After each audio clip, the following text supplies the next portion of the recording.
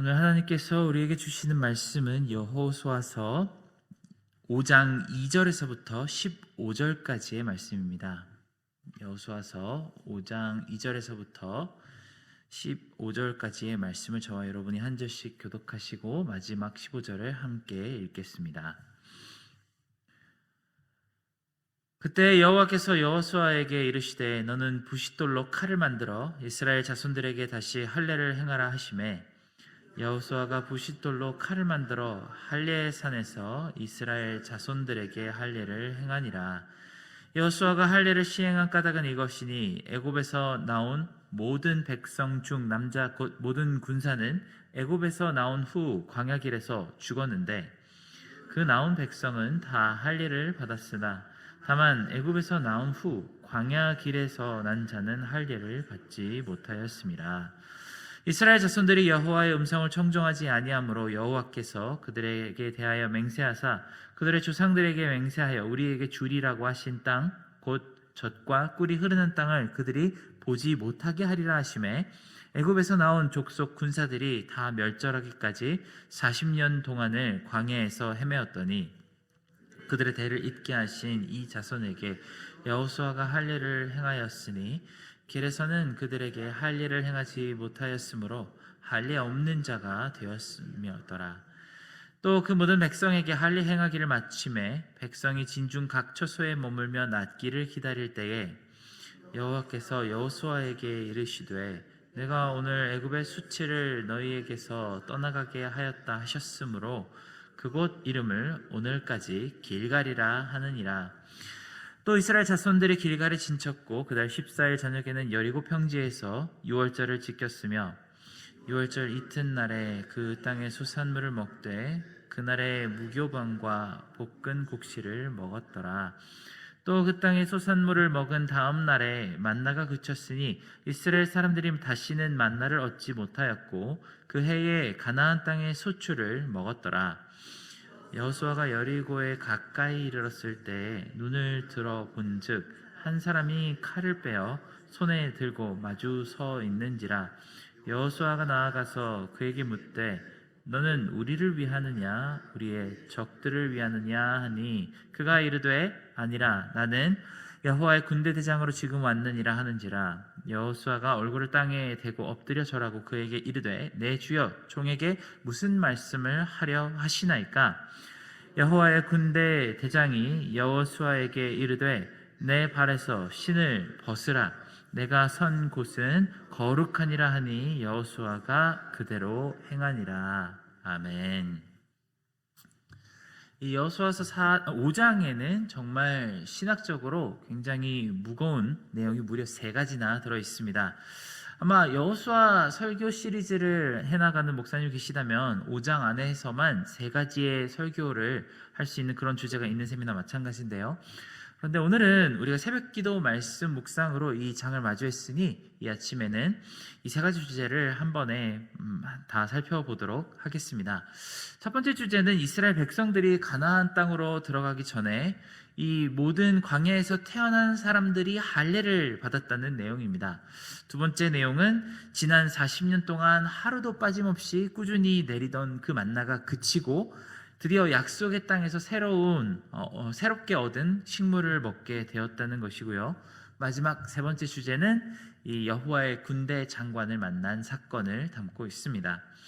이 3가지는 이스라엘 백성에게 앞으로 일어날 일 가운데 모든 그 일들을 가운데 필요한 그 마음을 시험하고 물어보는 사건으로 등장합니다. 바로 이 백성이 영원한 하나님의 언약 안에서 그 여호와 하나님과 어떤 관계를 가진 사람들인지를 다시 한번 물어보고 점검하는 그런 계기로 작용하는 내용들입니다. 첫 번째 할례 사건을 보면 한 가지 장면이 우리는 떠오르게 됩니다. 바로 모세가 불붙은 떨기나무에서 하나님의 부르심을 받고 온 가족들과 함께 이집트 땅으로 돌아갈 때에 하나님이 한 천사를 보내셔서 모세를 죽이려고 한 사건을 떠오르게 합니다. 출애굽기에는 그 천사가 갑자기 왜 모세를 죽이려고 했는지 전혀 설명이 없고 뜬금없이 이렇게 등장하게 된 사건인데 놀랍게도 모세의 아내인 시보라가 돌칼을 들고 두 아들들에게 할례를 행하자 천사가 아무 말 없이 물러가는 장면을 보게 됩니다. 하나님께서 이 주신 약속이 반드시 이루어질 것을 믿고 이 할례라는 징표를 몸에 가져야만 하는 것이 바로 그들이 가지고 있던 할례의 전통입니다. 하지만 모세가 자기 자녀도 언약 백성으로 삼지 않았다면 앞으로 하나님께서 이루실 모든 그 위대한 언약에, 그 위대한 일에 자기 몫이 아마 없게 될 것입니다.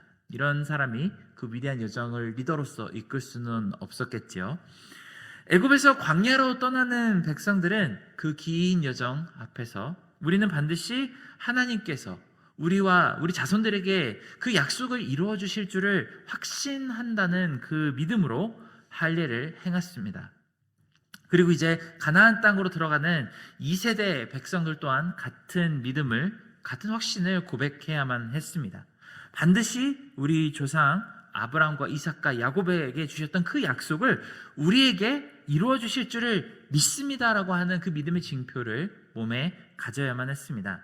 어떻게 보면 하나님 나라의 백성으로 자기 몸을 드린 것이라고 보아도 좋을 것입니다.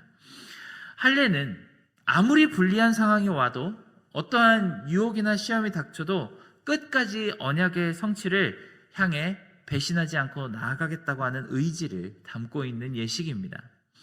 이것이 애굽에서 나온 1세대에게 있었고 이제 가나안으로 들어가는 2세대 이스라엘 백성들에게도 그대로 이어받아진 약속입니다. 우리가 성경 전체를 보면 할례라는 단어가 끊임없이 등장한다는 것을 우리는 볼 수 있습니다. 심지어 신약 시대에 와서도 할례에 대한 논쟁이 있습니다. 우리가 하나님을 믿는 사람으로서 할례의 그 징표를 우리 몸에 가지고 있어야 되는지 아니면은 그것이 없어도 되는지를 가지고 논쟁하는 장면이 등장하죠.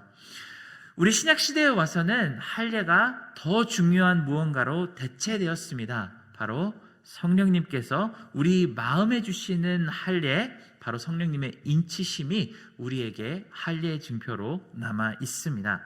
그러니 우리에게 성령 하나님이 정말 중요한 만큼이나 이 이스라엘 백성들에게는 할례가 너무나도 중요했습니다.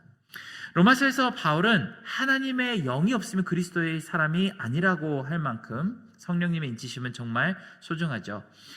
이와 마찬가지로 이 백성들, 이 광야 백성들, 이 가나안 땅으로 들어가는 이 백성들에게도 할례가 없으면 하나님의 백성이 아니라고 생각할 만큼 정말 중요한 이 믿음의 상징이 바로 할례였습니다.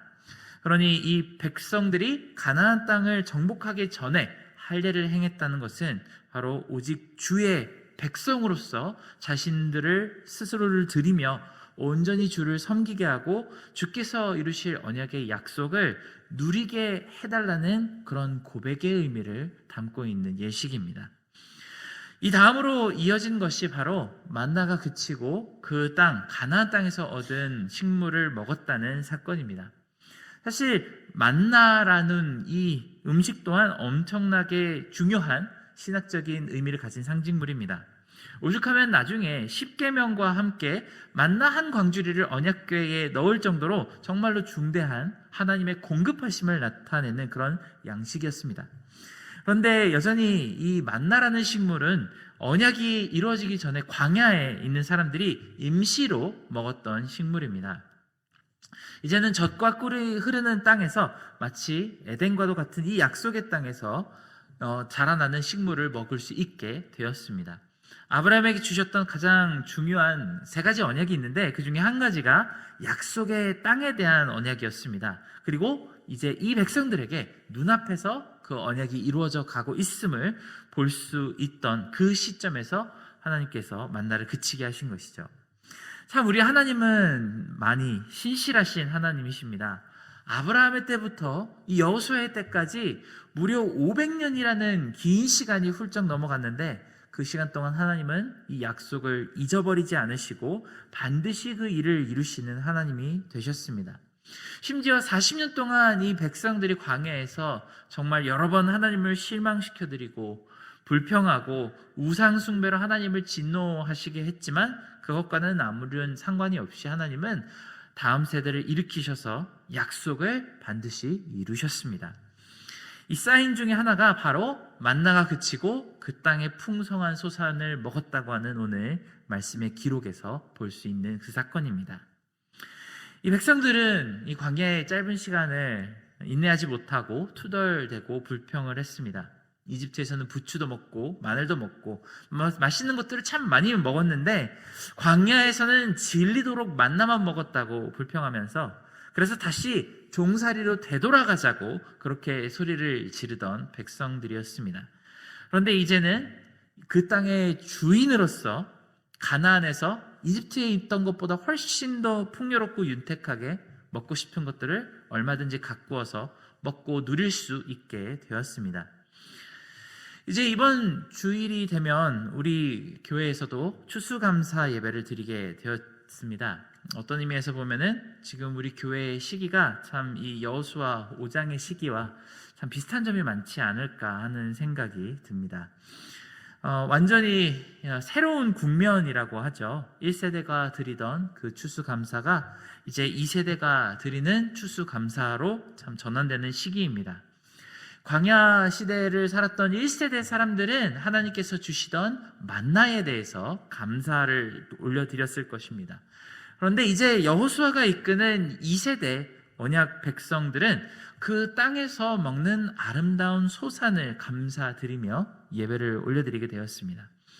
우리는 날마다 그저 습관적으로 드리는 감사가 아니라 하나님께서 놀라운 섭리 가운데 우리 인생 가운데 점점 잠잠히 이루어가시는 그 손길을 이해해 나가는 그런 지혜가 필요합니다.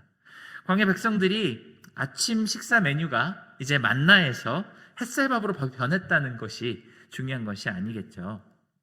각 시기에 너무나도 적절하게 베푸시는 하나님의 은혜를 우리는 잘 분별해야만 하겠습니다. 무려 500년 동안 이어졌던 그 약속이 이제 드디어 이루어졌다는 것에 감사하며 이들은 하나님께 신실하심을 감사를 올려드리는 시간이 되었습니다. 하나님은 정말로 인자하시며 이 악하고 무지한 백성들을 광야에서 버리지도 홀로 놔두지도 않으시고 항상 인자하게 인도해 주셨음을 감사해야만 합니다. 그리고 마침내 때가 되었을 때 하나님께서 그 계획을 완벽하게 이루셨음을 바라보며 감사를 올려드려야만 하게 되었습니다. 우리 교회의 55년의 역사를 보며 모든 성도들이 이 광야의 시기와 언약의 땅 시기를 잘 분별하게 되기를 간절히 기도합니다. 우리가 하나님께 무엇을 감사로 올려드려야 할지를 우리가 영의 눈으로 잘 판단할 수 있게 되기를 바랍니다. 어떤 일이 이루어질 때 하나님의 뜻으로 이루어짐과 또 하나님께서 주신 은혜가 얼마나 크고 넓은지를 우리가 깨달을 수 있게 되기를 바랍니다. 그렇다면 우리는 하나님께서 주신 그 약속한 땅에서 얻은 열매의 기쁨을 충만히 누릴 수 있습니다. 특히나 이 만나가 그친 날이 언제인지를 집중해서 살펴보았으면 좋겠습니다. 바로 6월절 다음 날입니다. 40년 전에는 이 백성들이 첫 6월절을 지키고 나서 광야로 들어가서 만나를 먹게 되었습니다. 그리고 이제 40년이 지난 후에 여호수아와 함께 6월절을 지켰을 때 언약의 땅으로 들어가 그 땅의 식물을 먹게 되었습니다. 놀라운 것은 이들에게 1500년이 흐른 후에 그리고 우리에게는 2000년 전에 또 다른 6월절이 등장합니다. 바로 마지막 6월절, 온전히 드려진 예수 그리스도의 십자가 사건이 바로 그 마지막 6월절입니다. 그 6월절 이후에 사람들은 무엇을 먹게 되었을까요? 바로 그리스도의 피와 살을 먹게 되었습니다. 누가 언제 무엇을 먹게 되었는지를 바라보면 우리는 하나님께서 얼마나 상상하기 힘든 방식으로 언약을 이루어 나가시는지를 우리는 간략하게 볼 수 있습니다. 엊그저께 주일날 우리는 성찬식을 함께 가졌습니다. 이스라엘 역사 속에서 특별히 기록된 그 6월절들은 바로 그 다음에 새로운 시대가 열린다는 사실을 나타내는 굉장히 중요한 날로 기록이 되어 있습니다. 첫 번째 6월절이 지나고 나서는 광야의 시작을 나타내었습니다. 그리고 이번 여호수아 5장에 나오는 이 6월절 다음에는 약속의 땅에서 사는 삶의 시작이 나타납니다. 그리고 마지막 6월절에는 교회 시대의 시작을 나타내는 그런 굉장히 중요한 사인으로 등장합니다. 6월절 이야기를 보면 그 속에는 항상 누군가가 희생하는 것으로 시작이 됩니다. 그 희생을 통해서 많은 사람들이 대속을 받고 구원이 일어나는 일이 등장합니다. 그리고 그 사람들이 이전과는 전혀 다른 완전히 새로운 삶 가운데로 나아가는 이야기가 담겨 있습니다. 우리는 지금까지 교회에서 참 많은 성찬식을 가졌지만 특별히 지난 주일날 우리가 가졌던 성찬식은 우리 온 교회에게 이런 동일한 은혜의 의미가 전해졌기를 간절히 기도합니다. 우리도 이제 하나님께서 준비하신 새로운 세대의 서막이 되기를 정말 확신하는 마음으로 믿음으로 받았으면 좋겠습니다. 마지막 사건으로 등장하는 여호수아 5장의 사건이 클라이막스를 우리에게 전달합니다. 이 말씀은 특히 이 서술 안에서 나온 디테일들을 잘 집중하며 바라보아야만 합니다. 여호수아는 여리고성으로 진격하는 길에서 하나님의 군대 장관을 만나게 됩니다. 여호수아는 그에게 당신이 우리의 편인지 적의 편인지를 밝혀달라고 물어봅니다. 우리 기대에는 당연히 그 하나님의 군대 장관이 물론 이스라엘의 편이다, 여호수아의 편이다라고 답하기를 바랬겠죠. 아마 여호수아도 이 위험찬 형상에 강한 전사가 자기 편이라고 말해주기를 간절히 바랬을 것입니다. 그런데 이 천사의 대답이 참 이상합니다. 14절에 나온 이 천사의 답을 함께 살펴보겠습니다. 그가 이르되 아니라. 놀랍게도 이 천사는 적의 편도 아니고 이스라엘의 편도 아니라고 그렇게 설명합니다. 그러면서 자신을 여호와 하나님이 보내신 군대 장관이라고 소개합니다. 이 부분을 영어 성경에 보면 천사가 답하는 단어를 neither, 둘 다 아니다 라고 설명합니다. 여기서 우리는 많은 그리스도인이 가진 커다란 착각 한 가지를 바로잡게 합니다. 당연히 하나님이 내 편이라고 생각하는 그런 착각입니다. 내가 어떤 일을 하든지 얼마나 부정한 죄와 교만 가운데 그런 마음을 가지고 있든지 상관없이 하나님은 무조건 내 편을 들어주실 거라고 생각하는 착각입니다. 하나님은 이스라엘 사람들이 만약에 가나안 백성들처럼 행동하고 그들과 같은 마음을 가진다면 반드시 그들을 대적할 것이라고 말씀하십니다. 하지만 만약에 이스라엘 사람들이 자신을 겸비하고 하나님 앞에서 순복하면 하나님은 이스라엘의 하나님이 되실 것이라고 하십니다. 그러니까 이 장면에서 우리에게 던지는 가장 중요한 질문이 있습니다. 하나님이 내 편이신가? 라는 질문은 아무런 의미가 없습니다. 내가 하나님의 편에 서 있는지가 훨씬 더 중요한 질문입니다.